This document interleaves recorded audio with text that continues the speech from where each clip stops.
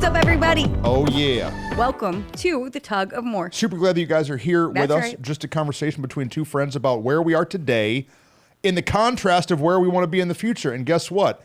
I want to get there. Right.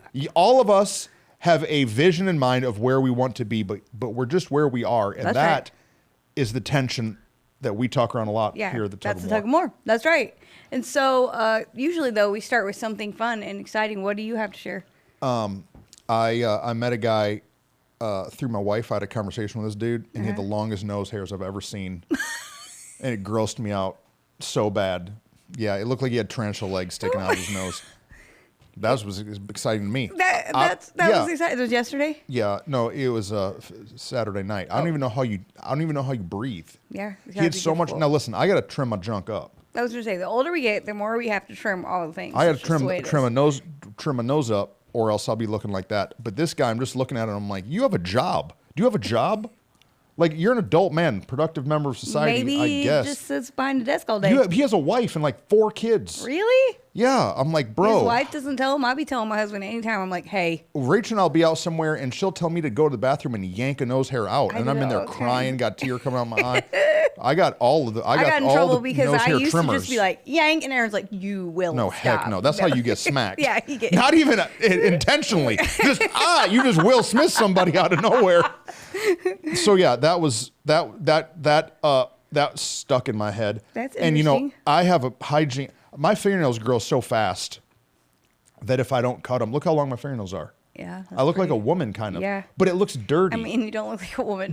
But isn't it? When you see a man with long fingernails, don't you think they're dirty? Because junk gets under them, right? No, but I mean, as a human, don't you think like, ew, you have bad hygiene? Well, but you don't have any dirt behind them. I have to cut my fingernails. Yeah. Consistently. Every 10 days. Yeah. And it's so annoying. So yeah, that guy. So if you're a tug team, you don't trim your nose hairs or your ear hair or whatever. Listen, hair. you just might never get there because you look kind of gross. That's to people. really true. Go look in the mirror and look at everything and just see if you small things can hold you back. If you got something going on, you got some stuff up in your teeth, you got some long hairs. Listen, and the truth is, if you can see it, so can everyone else. I'm telling you, this guy literally had tarantula legs sticking out of his nose. So gross. You know what he asked me? What? He said, hey, man, I'd love to have lunch sometime. Did you say, no way not until you trim your nose hair? I said, shoot me an email. I didn't give him my email address. I said, yeah, dude, shoot me an email. You're like that girl at the club. You gave him the one wrong number wrong so that when he texts you or calls you. I don't want to sit across that from, how am I going to eat lunch? No. You want to hear a story? I shouldn't tell this one. Okay, so I just told the story to Whitney. She said, nope, we're not putting that in the podcast. But sometimes you just get grossed out. But we've already talked about this before. You are a uniquely clean man. Well, it's why it bothers me. It's why it bothers me, because I know that if I see real long fingernails on a dude, then I'm like, you have bad hygiene. Yeah, but I think it's also unfair. A lot of times guys have stronger fingernails and curlier eyelashes than girls. You know why we have curlier eyelashes? Why? Because we don't put tar on them. That's probably true. My eyelashes look incredible because I've never put tar on them. I start putting tar on them, they're going to fall out. You're probably right. A bunch of crazy You're women. probably right. I saw a lady the other day with eyelashes, eyebrows, look like a butterfly landing on her face. Those are fake ones. Julia's got good fake ones, though, don't you? Julia don't got no fake eyelashes. Yes, she does. Right now? Yeah. Look, see when she blinks? No, but that looks not. I'm telling you, this lady. Hers look good. No. But there's a lot of people that get the super big. I'm telling you, if the wind was blowing 10 miles an hour, that lady's eyeball would have ripped off her head. What did you do for Cinco de Mayo? Or wait, Cinco de Mayo, I gave it away. Yeah, it's Cinco de Mayo. Well, I came to church. That's what I do. I'm a pastor, so that's what I do on Sundays. What do y'all do on Sundays? Yeah, we had at our church, Cinco de Mayo is what we call it, which is always fun. We did salsa contest. We had 14 or 15 different salsas. Dude, so many salsas. I was sweating. All so good. I was sweating. You were, because some of them were hot. Yeah, well, because I walk in and everyone's like, Pastor, and they give me a big dish, and they stand there and watch me. Everyone stared at my reaction to theirs, which was very intimidating. It was delicious. But it was very good. I told a bunch of them, I said, hey, did they tell you one of the other things you have to do to be allowed to be in the salsa contest? And they all get a little nervous. I was like, they didn't tell you what you have to do? I can't believe that wasn't in the email. You have to make me a jar. And then I laughed. And so hopefully I've got some I got jars a couple of salsa. people that told us they were bringing us some next week, so that would be good All because right. Spread they the were all wealth. good.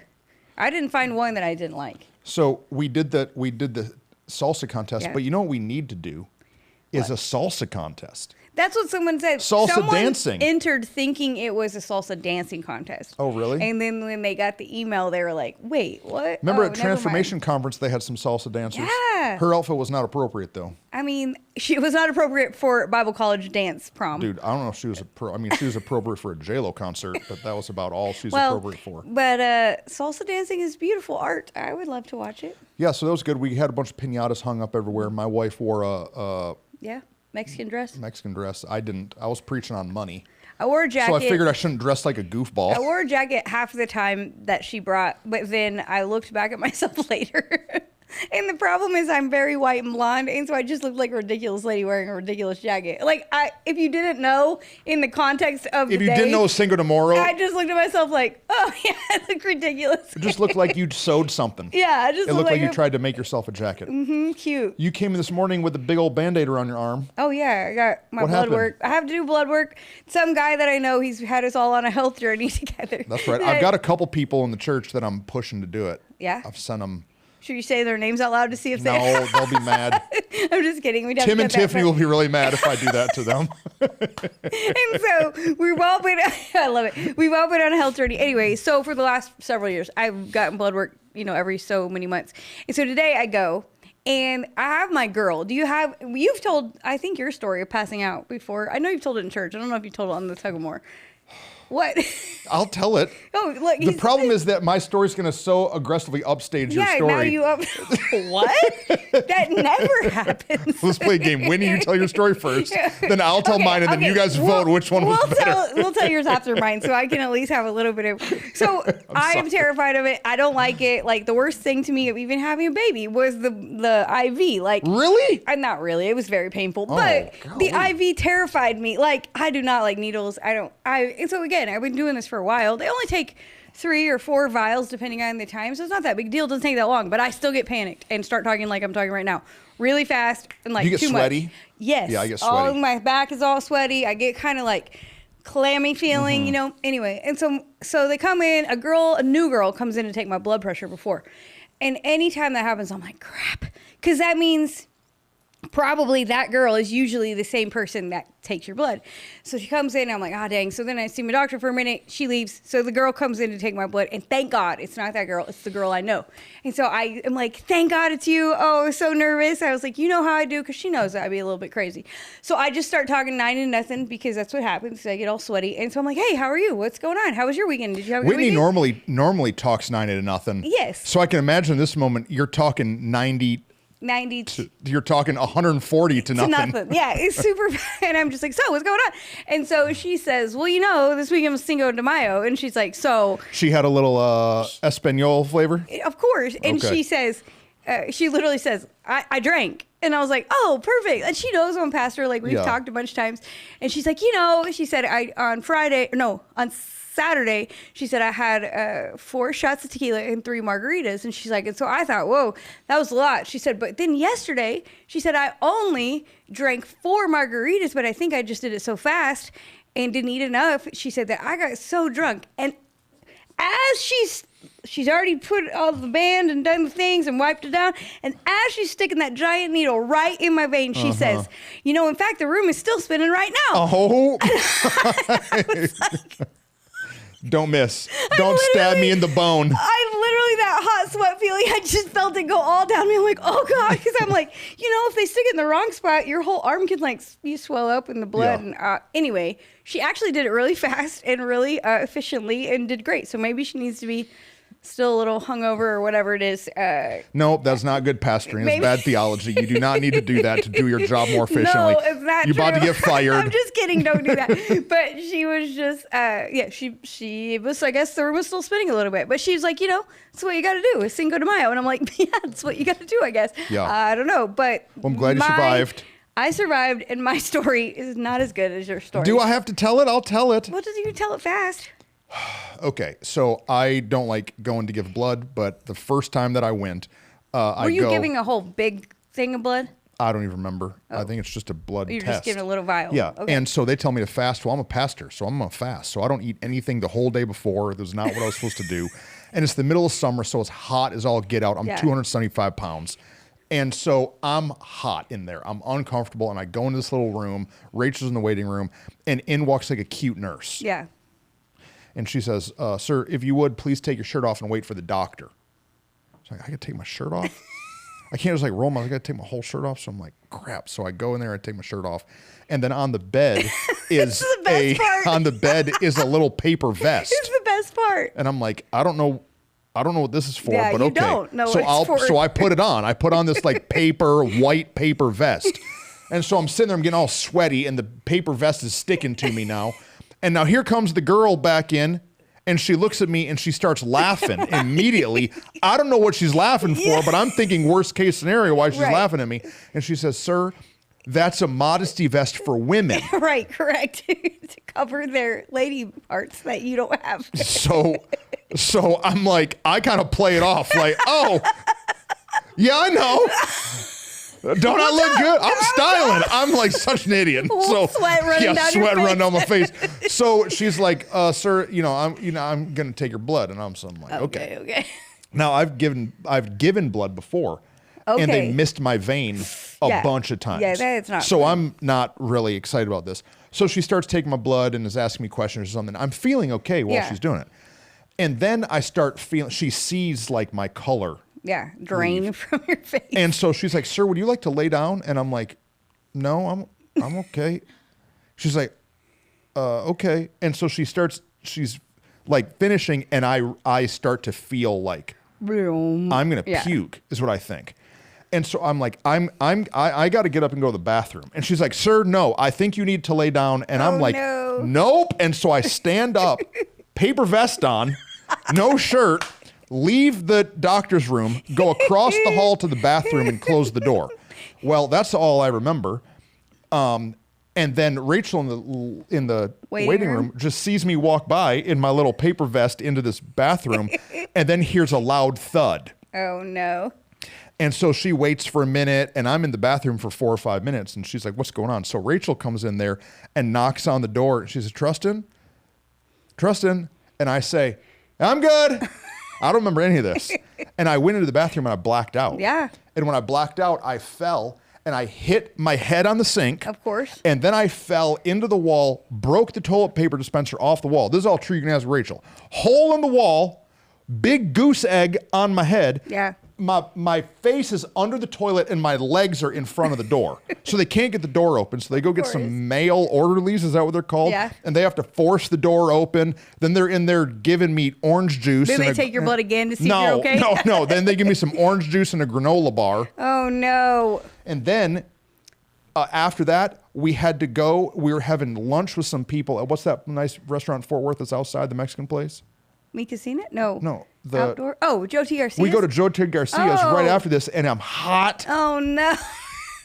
So now every time I go to get my blood drawn, I tell that story to the lady drawing my blood, and she laughs hysterically. Do you tell her at 90-0 because you're nervous? But it helps me calm down, not focus on what's happening. Yes. Plus, I'm calling myself an idiot, and I'm like, I'm not going to do this again. And then I black out and do it again. Your story's definitely better, but still. But hey, your story is your story. It's what happened to you. I'm saying it's good. It's terrifying. I don't like giving blood. Okay, Cinco de Moro. That was fun. That was fun. I went to my boy Walter's house. What's up? Yeah. And went to a crawfish boil, which is like Louisiana vibes. Yeah. But I guess that's Cinco de Moro. I think that they're kind of something. I think that it should be like taco night. Yeah. Not.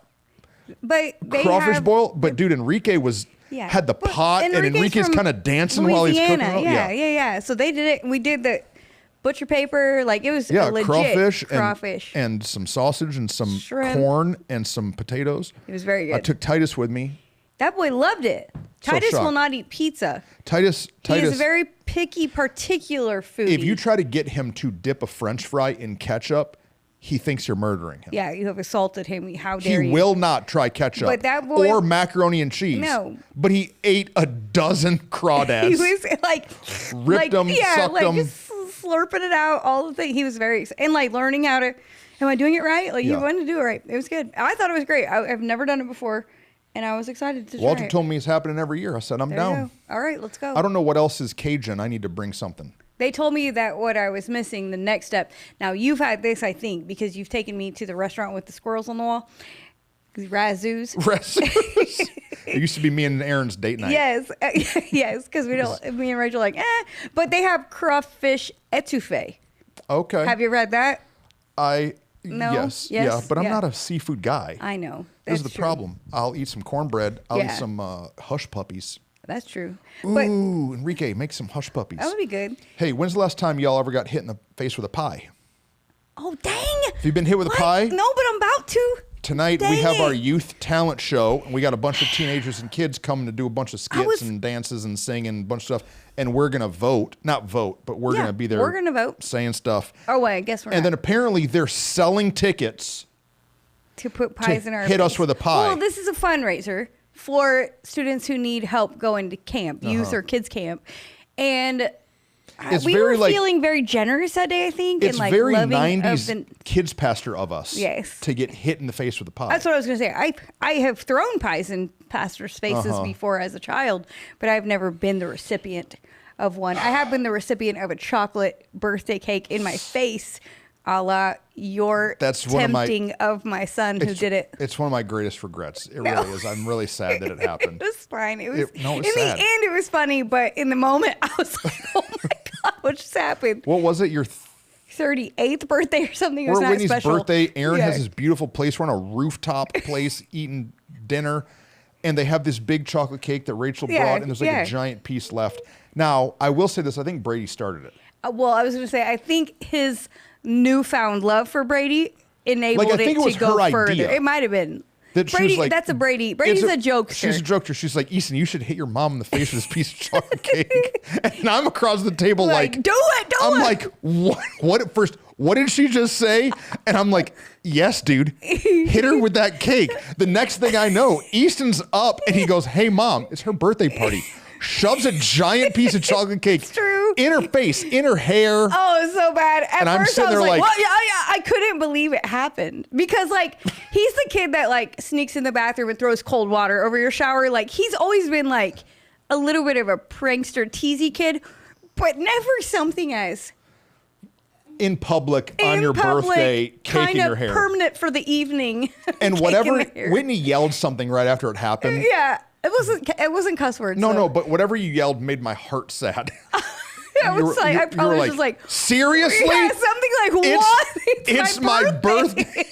And my friend heart was like, oh yeah, bad decision. Because I love you and you're very handsome, but you have no hair and no makeup, and therefore all you have to do is go stick your head under the faucet. Yeah, tonight's getting hit by a pie is not going to cost me anything. And then I'm just going to have to rewash my hair, all the things. So summer camp is part coming. Of it. Yeah. Pies in the face. We're doing fundraisers for We'll summer report camp. back on that soon. If you have a child, elementary age, junior high or high school, and you don't have them sign up for camp, guys, what are you doing? You got to get them there. Telling you, it's a year's worth of spiritual maturity in 1 week. It's true. So you know what that means? If you send your kid to camp every year, when they graduate from high school, they can have the spiritual maturity of a 30-year-old.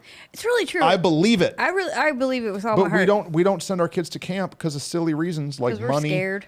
Or because we're scared they're gonna get poison ivy. Yeah, or get abducted. They're not gonna get abducted. We have super. Well, here's the thing: we do our own camp. Yeah, ours is so it's not like there's a bunch of other weird. We don't have like a bunch of weird camp counselors. No. It's all of our people. We know that are them. Already They're in super our ministry. vetted. Yeah. All the background checks, all the pieces, and then but also, even though we do our own, we take so many people that they're well taken care of. It's not like there's only 5 leaders for each set of kids. Yeah. We have a ton of people. Get your kids there; they will love it, and maybe they will cry. That's okay. They'll survive. What do you mean cry? I've heard some parents say, well, they don't really like to stay away from me. Maybe they'll want to come home. I remember we had this one family and their son, he really would have a hard time. And so he would be texting them all the time throughout camp and wanting to go home. And then the next year we decided we were going to take this was kids camp, not youth camp, but we took all of their phones at the top of the week. And then we only let them call home twice in the time. And at first she was really nervous because she was like, he's never done that. Last year he had to text me all the time. Well, what was true was when he didn't have that that comfort blanket. What's it called? Yeah. Security blanket to text mom all the time. He actually had a super fun time. Yes. Engaged in the time and really got had a blast. And mom later was like, that was actually a genius idea that y'all did that. And so now our students, we don't take the use phone the whole time, but they check them in at the top of service and they don't pick them back up till the end because they want to be fully engaged. Like, it's good. It's good. It's good for your kid to miss home. It's good for them to get outside of their comfort zone. Well, it's also kind of wild to think that you're never going to let your kid out of your sight, but then give them a driver's license at 16. Right. Or let them move off to college at 18 and expect them to have the ability, relational tools, social tools to be able to do it. Okay, send your kid to camp. I have one other thing. I know that we have a topic today. Yeah, this is long, but we're doing good. We've just been kind of talking about crazy stuff for a few minutes here. We're starting a new series in a couple weeks on the Bible. Yep. And so we've lined out today what we want to teach in that. But what I would love is for the Tug team to help us. What questions do you have about the Bible?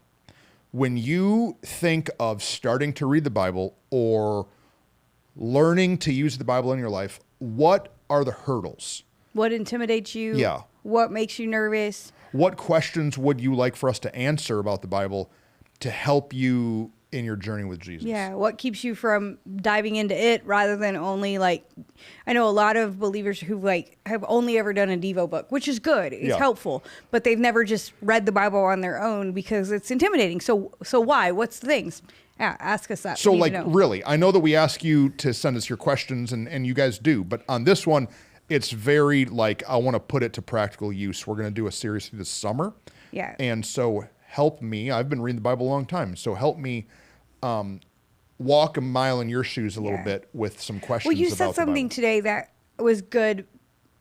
It gave me a good perspective and lens for us because you and I grew up in Sunday night church, Sunday school. We grew up very much, and we talked about it.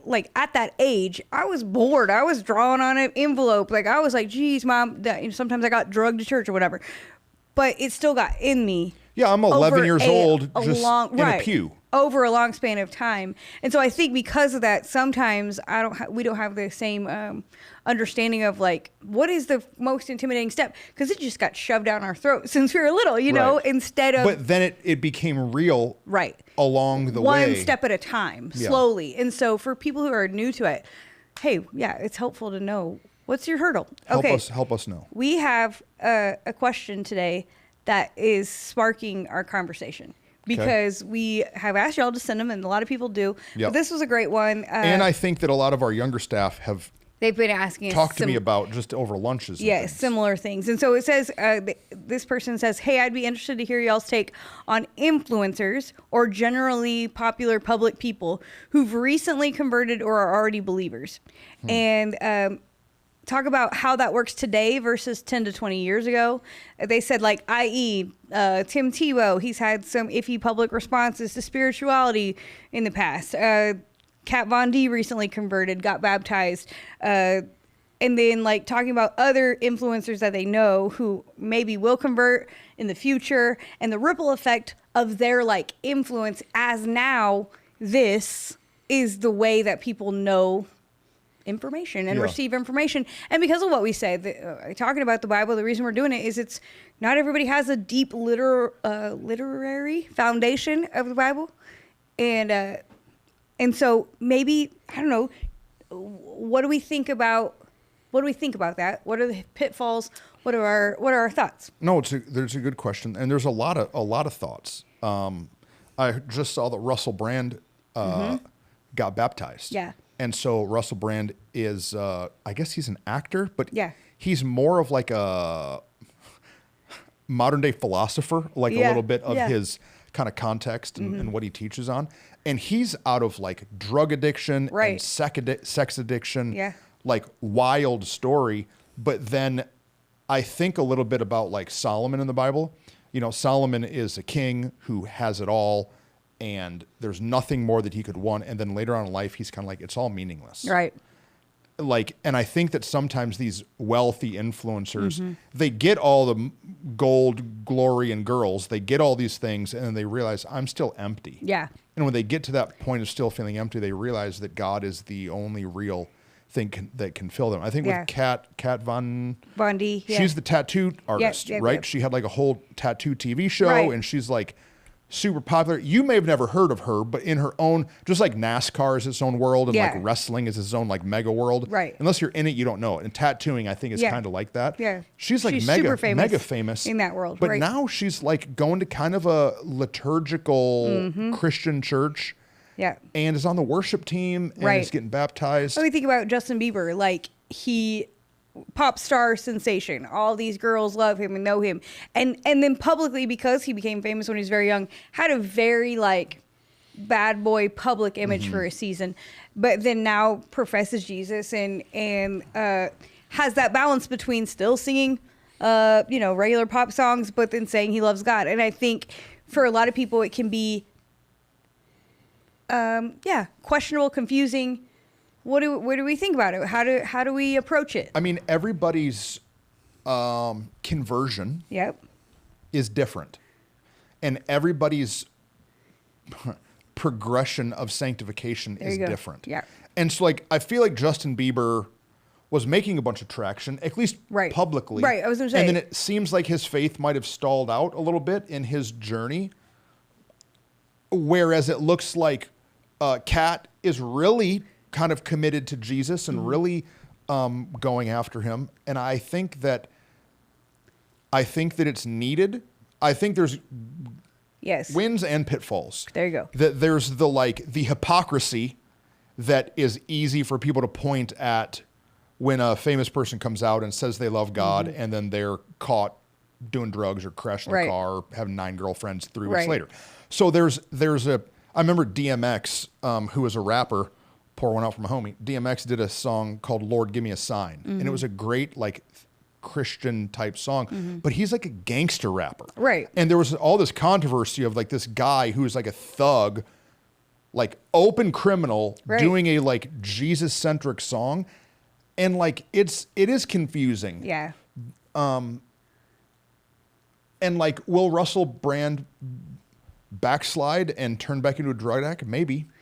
Yeah. But like in this season of his conversion, while he's talking about what he's learning, are those ideas taking root in anybody else? Right. And like, is his platform of Jesus making a benefit? I think so. Yeah, absolutely. I think that's the piece for me, is that the good is that, the Bible tells us that God can use anything for good, right? Yeah. And so in that,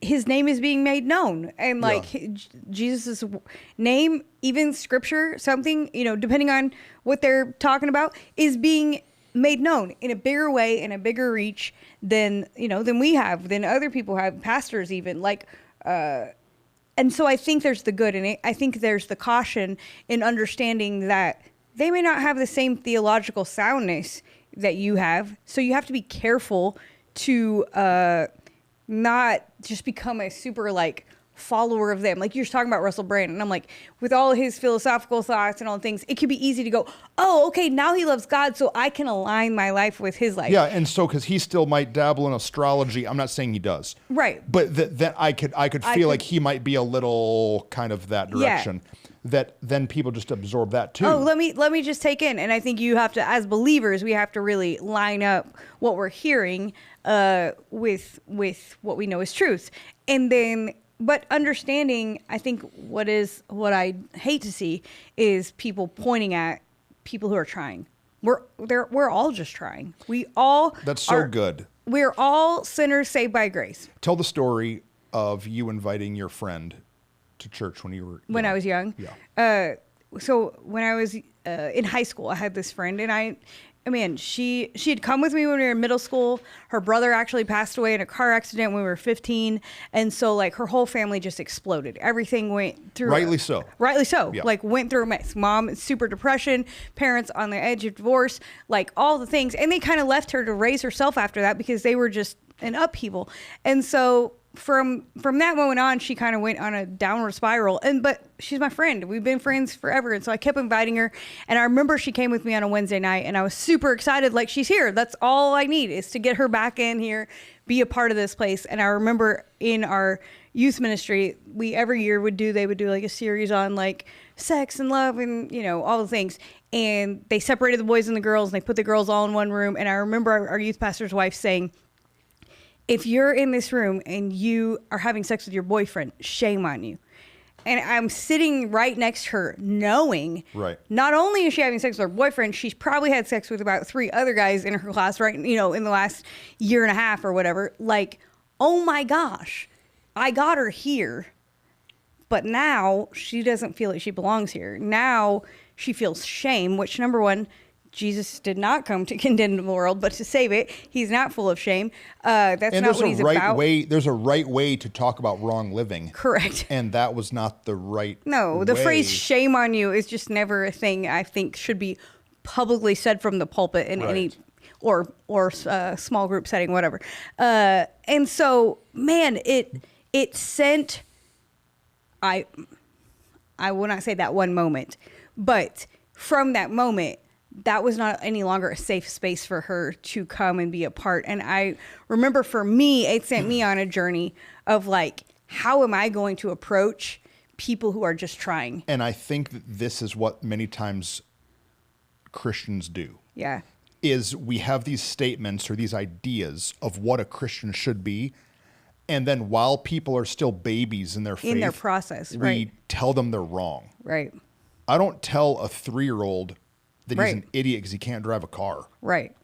I'm like, I understand you're a baby. Mm-hmm. And so like Justin Bieber, listen, if you would have came up to 16-year-old me and gave me unlimited money and freedom and women, I would have ruined my whole life too. Yeah. Well, and to be super frank about Justin Bieber, like, you know, some of his pastors that he was following had moral failures and fell into all kind of a mess. And so rightfully so if he got stalled out for a minute, rightfully so if he got, whoa, wait a minute, because who he was following and who was leading him, you know, didn't maybe hold up their full end of the bargain. Yeah. And so we have to be very careful as believers to point at that. I think as a mom with young adults or whatever, who look at influencers and different people and all the things, I can be very quick to be like, no, they're not really Christians. No, you don't need to listen to them. No, you don't need. That is also super damaging. Yeah. I have to be careful to let my kids figure out for them the journey of like who they're consuming, what they're consuming, and say, okay, what do you think is good about, ask the right questions. What do you think is good about what they're saying about God? Let's talk about what they're saying here. Let's look at this video together and let's process what's real and what's maybe a little off kilter from what the Word of God says. It's our approach, not necessarily, I'm not saying, oh yeah, accept it all, let it do it all. It's our approach to it that makes a big difference. I got so many thoughts. Let me just throw some out and you can help me remember them. Jelly Roll is one. Roll? Impulsive Podcast with this guy named George, I want to talk about. Transformation Church's VIP rooms. Okay. And Joe Rogan. Okay. Okay. You're going to help me remember all those? What was the second one? Oh, no. Impulsive Podcast with George. Okay, let's talk about that one. Impulsive Podcast is Jake Paul. Yeah. Wait, what's the other? There's 2 Pauls. One of them's about to fight Mike Tyson. I hope Tyson wins. That's Jake Paul, right? Yeah, and then Logan Paul has this podcast called Impulsive. And he used to have a guy in there named George. And George was like one of his longtime friends. And George is an outspoken Christian. And it caused chaos kind of between them on the podcast. And George got kicked off the podcast and has now started his own podcast of his like journey. And he's interviewing people. And I haven't listened to all of their content by any means, just enough to kind of know some of the story. And George is seeking. And he has a really strong foundation. But he's also in this very different anti-God world. Right. I have not been offered cocaine recently. Right. I have not been to parties where there's just tons of naked women. Like you said it at the top. You said it at the top.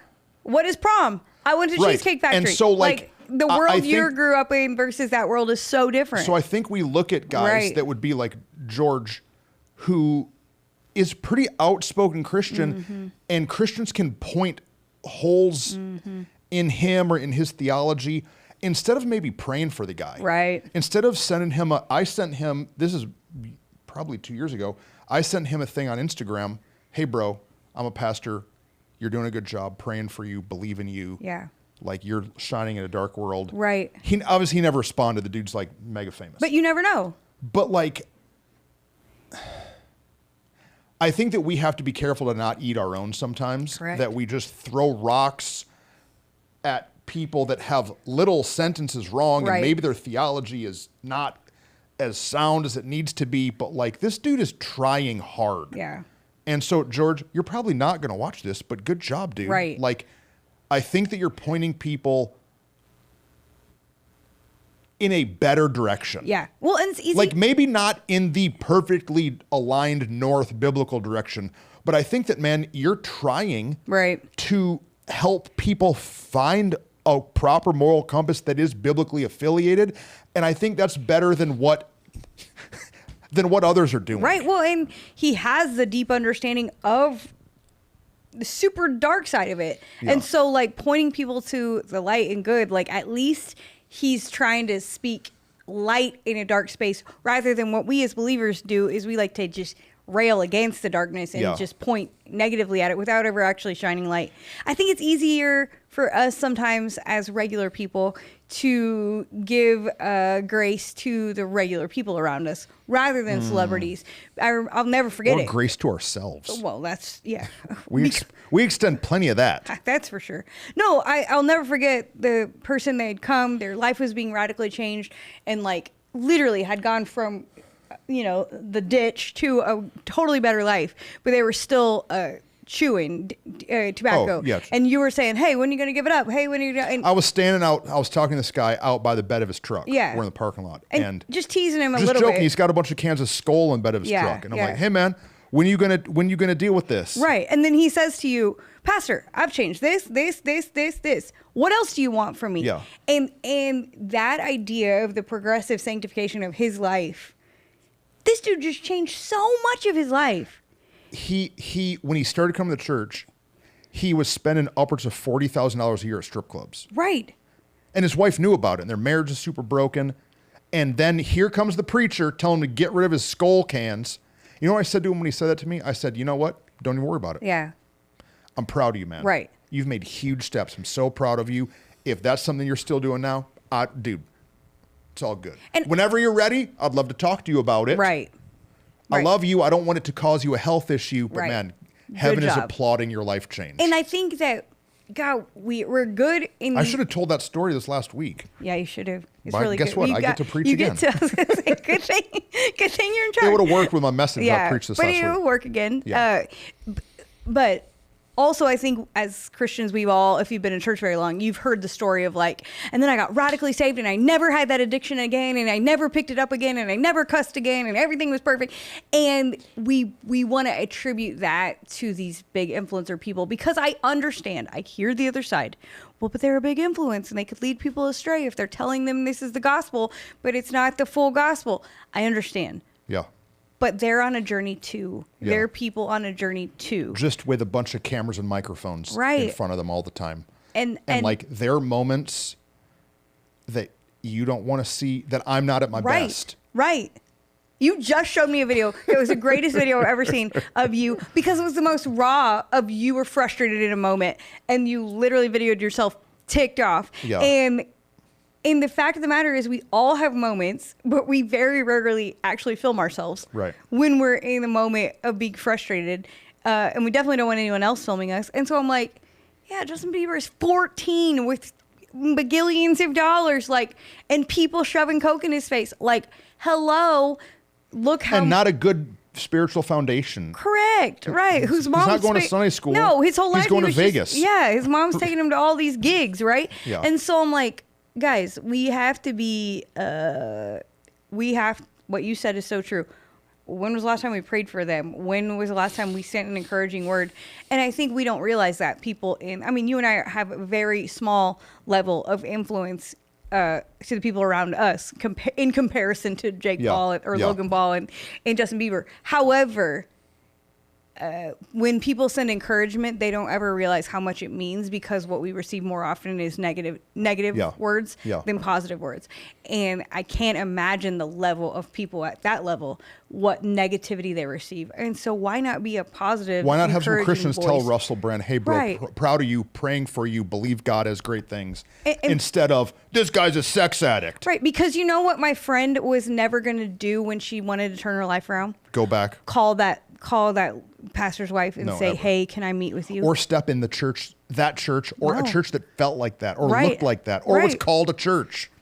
And so I'm like, but if instead they can receive love and encouragement, then when they have a question, they're going to know the right place to go. They're going to know the right place, space to find. Okay, jelly roll, go. Jelly roll. Okay, what I kind of want to do, but we're not going to. I want us to start doing more reactions.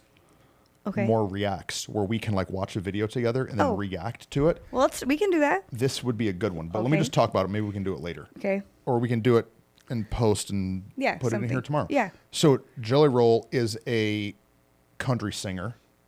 He's like, do you know who he is? He's this great big guy, tattoos all over his face. He has like, I don't know if she's a porn star, but looks like a porn star wife. Okay. Like, I don't think I know who it is. His wife's like a extreme woman. Yeah, got it. Visually. And so he's on the Andrew Schultz podcast, who Andrew Schultz is a comedian. Okay. Not a Christian. Okay. But kind of seeking. Andrew Schultz's or Jelly Roll? Andrew Schultz is kind of talking a la Joe Rogan. He's talking about spiritual things. He's interviewing people and the Bible and spiritual things. He's on a journey, you can tell. He's on it. He's questioning eternity. And so he has this guy on his podcast, Jelly Roll, and Jelly Roll starts talking about like how bad a job Christians are doing. And I'm watching it. We really need to react to it. Okay. It's just full of swear words. Okay.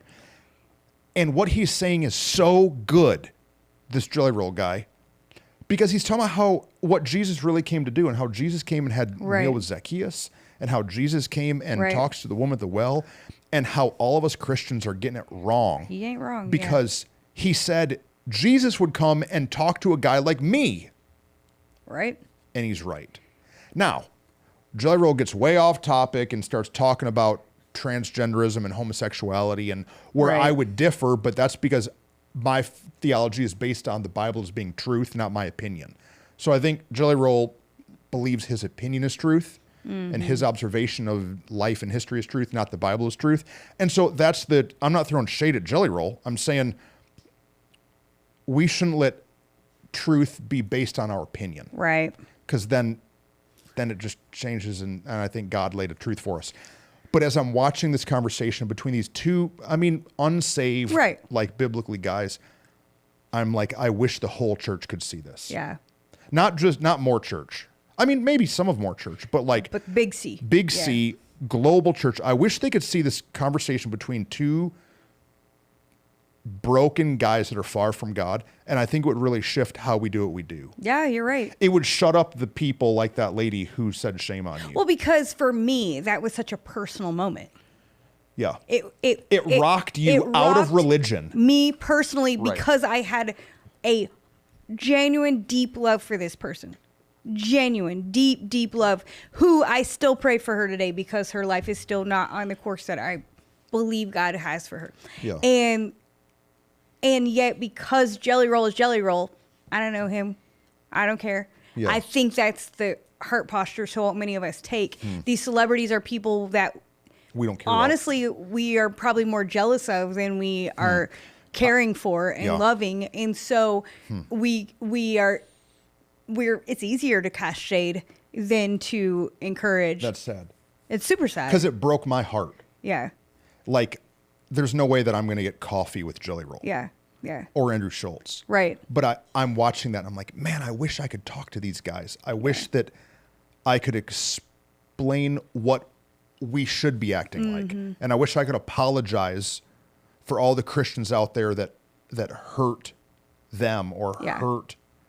Like, Jelly Roll talks about things that Christians have yelled at his wife. Right. And he says, like, she's not a slut. I don't think she's actually a porn star or isn't anymore. Yeah. I don't know the whole story, so I'm sorry if I'm offending Jelly Roll's wife. That's not what I'm trying to do. But like about how these Christian women are yelling these ugly things. And I'm like, why are we so aggressive against lost people. Like, listen, if someone's not a Christian, guess how they're going to act? Like the world. Right. This is what the Bible says. I don't know why we are so surprised when unbelievers don't act like believers. Duh. Well, because I'm a Christian and sometimes I don't act like it. Right. But we can't admit that. No, I think you said it. You even said it in your sermon on Sunday that our church is a fun church. We're not stuffy. Yeah. We're not stagnant. We are sanctified. We're working to be sanctified. We're working to be sanctified. But because of that, because we're not stuffy and stagnant, we've gotten a lot of shade. Yeah. And I think that a lot of believers who've been long in their journey with Jesus, they like to sit up in their ivory tower and look down on anybody who does anything different. And so I'm like, if we get the shade for just being fun and silly, I can't imagine, what they're giving to, because their goal is to just stay in their holy tower. Yeah. It's not to come down and reach and pull people up. Not to help anybody. No. And so I'm like, dang it, I wish. They just like throwing rocks. Yeah. I wish the heart of the world could be wanting to fill heaven with more people. But it's easy, man. It's easy to throw rocks, and it's easy to get confused in it all. There's this other guy on YouTube named Ruslan. Mm-hmm. Ruslan. Yeah. He's this guy who does a podcast, and I can't tell if I like him or if you don't like him, or if I want to punch him. I can't tell because I'm like, is he a Christian culture vulture? Right. Or is he's saying a lot of true stuff. Yeah. And it's hard. It's confusing sometimes because people are quandaries. Mm-hmm. Is that the word? Yeah. People are confusing. There's lots of layers. There's layers because there's sometimes that I'm like, yeah, he's right. Because he's talking about how pastors are out of line. But then sometimes he says stuff that I'm like, you're doing this video, it's hurting this person, you're just trying to get clicks. Right. And it's the same thing with all these people. Okay. Green rooms, Transformation Church green rooms. We are friends with Transformation Church. Yeah. A handful of leaders that are there. And so we got to go to a couple of their conferences.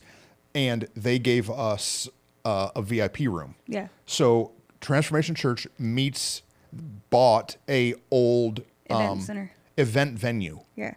And the event venue in it had VIP suites. Mm-hmm. They're like up above the rest of the seating. They have like nice chairs and a little fridge and a counter and like blackout shades. And I've heard people talk about how foolish it is that Michael Todd would dare have VIP seating, that he would, rude it is for him and how out of line that a church would try to have seating for the elite. And I'm like, they just don't know the heart that he feels a calling to reach people that are maybe more famous than the average person. Yeah. But I think Christians throw so much shade at Michael and all of Transformation Church because they just don't understand the purpose. I am not famous. Right. I am very far from famous. Right. But on the regular, my daily life gets interrupted because of the few people who know me around town. Right. That in a 15-mile radius of where I live, I'm far from famous, but it's enough that I'm known that I'll be out with my kids and have a stranger come up to me and want to take a picture. Yeah. A person will come up to me crying and talk about how I've changed their life. I'm not famous, but yet I can't get a workout in without somebody coming up to me and having a conversation that I don't really know. I can't imagine actually being famous. Right. I can't imagine how you can't go to the grocery store. Right. You can't go to a regular commercial gym and get a workout. You can't take your kid to the water park. Can you imagine going to church? Right. No. Well, and imagine how hard it would be to be. You know who else got baptized? Hulk Hogan. Oh yeah. Imagine Hulk Hogan walking into Moore Church. Right. If Dwayne "The Rock" Johnson showed up to Moore Church on Sunday, do you think that he would get swamped? Right. Yes. Absolutely. How's he going to worship?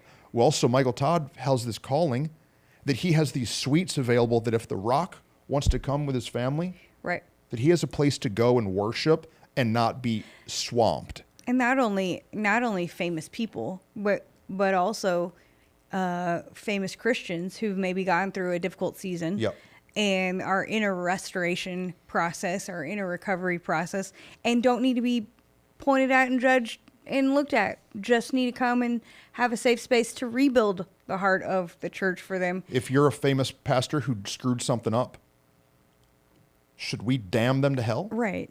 They're just people Or too. should we make a Right. space for them to have some restoration? Right. So what I want to say to that No, is right. good job, Transformation Yeah. Church. That's not something that right now God has elevated us to do, Right. right?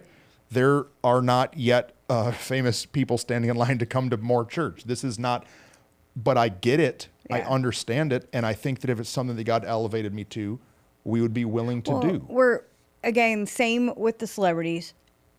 We only see what we see. Right. And so for our friends there, they get a lot of hate because people From don't, Christians. more from Christians than anyone else, because people don't understand, have the heart, and really haven't even asked. That's the thing. I've had a lot of conversations with people because they know that connection, and they're like, huh.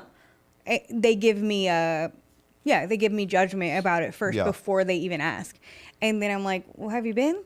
Well, have you talked to anyone? Have you actually asked the questions? Have you Or actually... do you just have preconceived ideas based on a clickbaity YouTube video? Exactly. And that's such a sad thing because the heart behind it. And that's what I imagine. I imagine for Russell Brand, his heart is that he has found some... You said it before, he was on a journey. So many of them are on a journey because now there's an emptiness.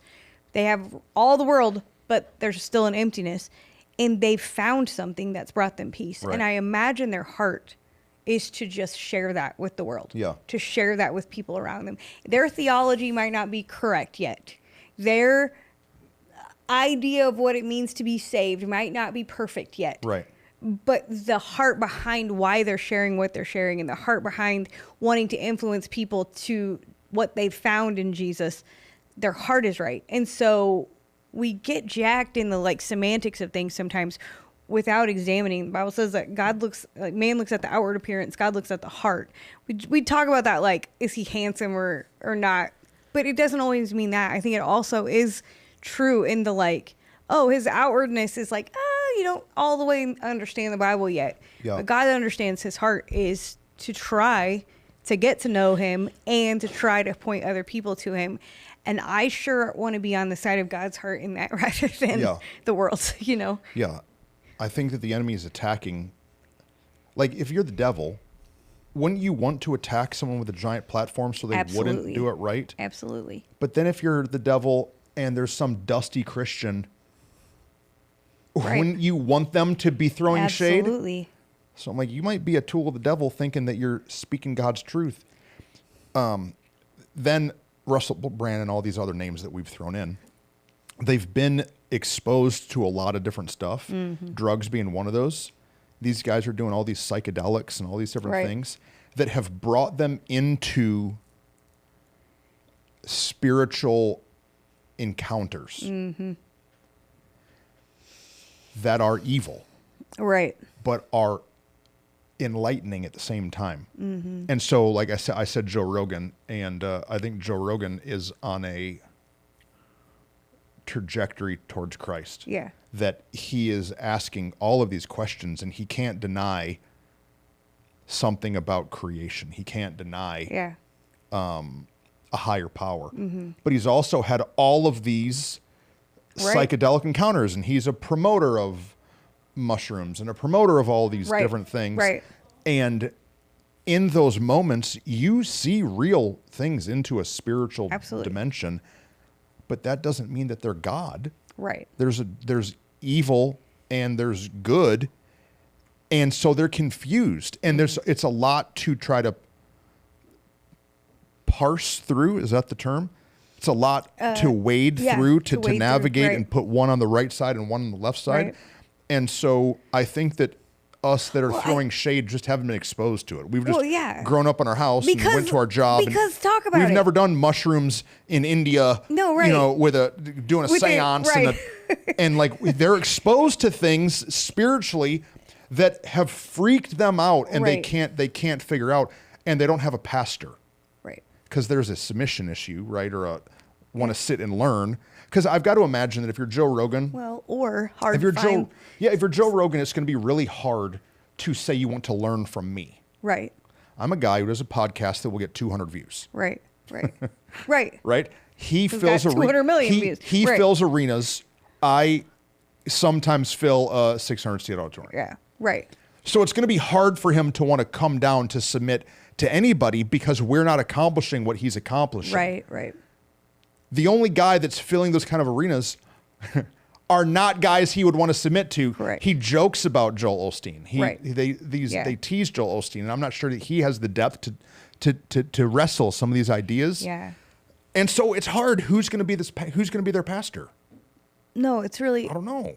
But what you're saying, it gets me all. Again, the context, and then the what's the word? The like theirs is this and ours is this. What is that? The Their exposure. Well, yeah, the level of it. Like, how many Christian boys talk about struggling with porn forever the rest of their life? Yeah. And yet we're so mad that he's struggling with this spirituality issue. Oh, right. I'm trying to say like the depth and the breadth of what he's exposed to versus what we're exposed to. His battle's very different. They're very different. Yeah. But also very the same.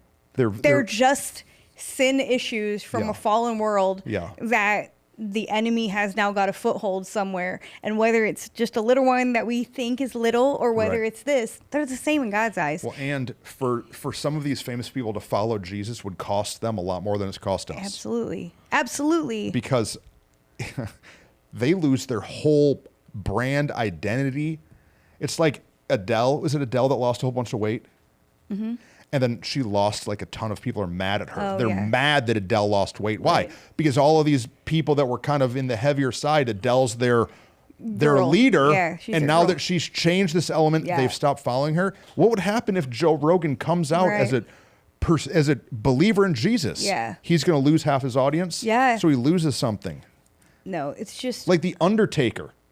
Yeah. The Undertaker is now a Christian. Right. And I can imagine there's people that are like, what? That's the Undertaker. And they're done with the Undertaker because he's declared Jesus. No, it's true. And so it's hard. They've got it hard. So I think what we should do is pray for famous people. Yeah. Not take what they say as gospel, align it with the truth. Like, I think that's an important piece. And what you're saying, but encourage them, pray for them. Yeah. And don't argue semantics with them. They're on a journey. Like, I think that's such a, like, you always... They're not your pastor. No. They do not have to be your guru. Right. They're not a spiritual leader. They're just a person fumbling along in the process. They're just a person too. And so, like, if we could see them as the 16-year-old girl sitting next to us in the youth room instead of a, mega famous person on the internet or on whatever, if we could really see them in their heart that way, I think God does. So why can't we try hard to do that? I got one other idea. Okay, one more. Do you we have got time? Literally 2 minutes. Go. I have 2 minutes before we have to leave. Winnie and I have to go get pies in the face. Yeah. And we got to go home and put on crazy clothes and come back and be judges. That's right. Okay. I want to get on a soapbox just for a second, and so it can be long or short. An election is coming in October. Mm-hmm. November, whatever. And you know what's about to happen? Because I just saw it happen locally this weekend. A bunch of people are about to grab Bibles and declare Christianity for votes. Right. There's nothing that makes me madder. As we're talking about this, like, famous people following Jesus, I've been disgusted over the last couple weeks, the number of people that are running for office locally, that are making posts about vote biblically and pray for your local elections. And these people are not living for Jesus at all. And it just makes me mad. Yeah. The number of politicians that have reached out to me asking if they can attend a service so that I can give them a shout out on a Sunday. I've told them no. I used to do it. I told them no. It grosses me out. And so what I know is that these people, I got to be real careful. They're just trying to ride the Jesus vote, and it makes me mad. That's true. Joe Biden's out quoting a Bible verse. He don't know jack. Trump's out quoting a Bible verse. This dude don't know jack. These are not God's men. And I think that, like, that's the other side that we have to. Correct. Are they on a journey? Yes. Is Trump on a journey? Yes. Is Biden on a journey? Right. Sure. All these local people on a Jesus journey? Yes. Right. But we cannot align our life. We can't align our life, Right. and we can't call them God's man just because they quote a Bible verse. No. Right. Guess who else quoted Bible verses? The devil. And so, like, right. This is a little soapboxy, but I want us to just be careful that just because somebody says vote biblically doesn't mean that they're living biblically. That's all. Because, dude, I could fight both. I don't know what I'm supposed to preach. I feel like it needs to be talked about somewhere. But, you know, Christians get really strong on the abortion idea. Uh-huh. And so traditionally Democrats vote right. For pro-choice. Right. And Republicans vote typically pro-life. Right. But do you know what else the Republicans believe in? Capital punishment. Right. Which is murdering inmates. That's not biblical. Right. So I think that we just have to be careful that we throw shade at famous people, but then we quickly call people God's man. Right. Because they're trying to manipulate votes by holding God's word in their hand. Yeah. Did I say too much? No, I think these are not. But it's you're just, not being political in anything you're saying. You're being biblically based and saying. Are there way more abortions? What is the fruit of the people's life that you're voting for? What is the story? Don't go based on just some word on a post or whatever. There are way more abortions that happen than people that are murdered for sure for capital punishment. For sure, I know that. Then keep that into the equation. Right. But I think that. You're saying the railing against each other and the fighting. That's the other piece of it. We've been in this long enough to know that the chaos that goes into the system. And that's the whole point. That's what they're trying to do. And yeah. In this podcast, we've been a little frustrated at like the religiosity of Christians and how they throw shade. And I think the other side is that we can use spirituality to not declare our candidate as God's elect. Careful. Yeah. Careful. Yeah. That's Fallen good. world. Right. I don't want to get into a real bunch of conspiracy theories about who's really running the country. Again, this is not a political podcast, so we're not going to say all that. But no, you're right. We just have to, again, that's what I think is so important. And probably a big heart behind this question that one of our members asked is to say, we're not saying that you should align your life, follow up with political people or celebrity people based on just some scriptures they say or that their life's been changed. However, we do have a responsibility as people who love Jesus to keep praying for them and encouraging them. And I believe politically that's what we're supposed to do. Yeah. And you know what I want to do? What? What I would love to do is I'd love to get Jelly Roll to come on a Sunday. Well, maybe. It's probably not possible. Maybe you can. Who unless knows? somebody knows him. Do you know how incredible it would be for a pastor to sit down with somebody that's been hurt by the church? And it's not even a debate. It's genuinely a conversation. I think there's so much we could learn about what we're doing wrong. Yeah. And I think that some of these voices that are out there could help us see what we're doing wrong. Yeah. I'd love to have Jelly Roll or Andrew Schultz on a Sunday. Right. They wouldn't be preaching, but they would help give us some perspective. Right. I think that Gary V could help some churches. You just have to bleep out every word he says. Yeah. But we'll be fine. Yeah, just anybody 18 under can't be in the room. Yeah. So if you know any of these people that we mentioned, cut the clip, there you go. Tag them, send it to them, Yeah. and say, these pastors would like to They talk would like to you. to talk to you. Well, I can't pay them $1 million. So just tell them you come for free. I'll buy you a ticket and a barbecue sandwich. We'll make some salsa for you. Yeah, we'll let you have our salsa contest. No. Hey, anytime you have a question, even a question like that, it doesn't have to be anything specific. We like to answer them. And we like to talk about it just to see what we think. All right. We're about to go get some pies in the face. All right. Yeah. I'm going to get pied and just wipe it off and then look exactly like this. And I'm going to look like a disaster and have to go home. Try again tomorrow. All right. Love you y'all. guys. See ya.